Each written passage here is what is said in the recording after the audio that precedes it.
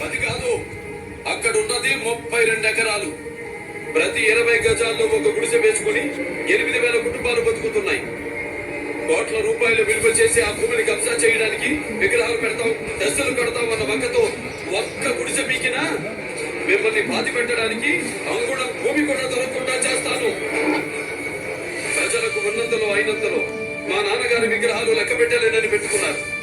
కొత్తగా మీ ప్రభుత్వం పెట్టవలసిన అవసరం లేదు. మంచి నాయకుడు ప్రజల గుండెల్లో ఉండాలి గాని రోడ్డు మీద బొమ్మల్లో కాదు. నువ్వు ఉన్నట్టుండి ఈ విగ్రహాల రాజకీయం ఎందుకు మొదలు పెట్టావో చెబుతావా, చెప్పించమంటావా? మ్యాటర్ అది కాదు. యాక్చువల్లీ ఏంటంటే ప్లానింగ్ అంతా చేసింది ఇతను కాదు.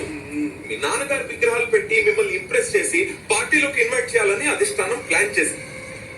ఈ 11 నియోజకవర్గాల్లో మీరు నిలబెట్టిన అభ్యర్థులు 25 ఏళ్లుగా గెలుస్తున్నారు. ఈసారి మీరు ఒప్పుకుని వీళ్ళ పార్టీకి మీరు సపోర్ట్ చేస్తే ఏ పదమైనా ఇవ్వడానికి సిద్ధంగా ఉన్నామని వీళ్ళ అధిష్టానం చెప్పి పంపించింది. నాకు పదవా? పదవనేది బిరుదు కాదు, ఎవరో పిలిచి ఇస్తే తీసుకోవడానికి. అది నాయకుడికి జనం ఇచ్చే బాధ్యత. 10 మంది కోసం ప్రాణాలు ఎదురొట్టి పోరాడేవాడు, మంచికైనా చెడుకైనా తనను నమ్ముకున్న వాళ్ళ పక్షాన నిలబడేవాడు నిజమైన నాయకుడు. అలాంటి నాయకుడు వద్దకు పదవి రావాల్సినప్పుడు వద్దన్న వెతుక్కుంటూ వెంటబడొస్తుంది.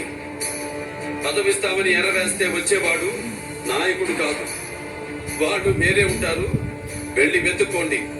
మీరు మీ అధిష్టానం. మా అధిష్టానం అంటే తెలిసే మాట్లాడుతున్నావా? ఈ గొర్రె జనం వెనకాల వేసుకొచ్చి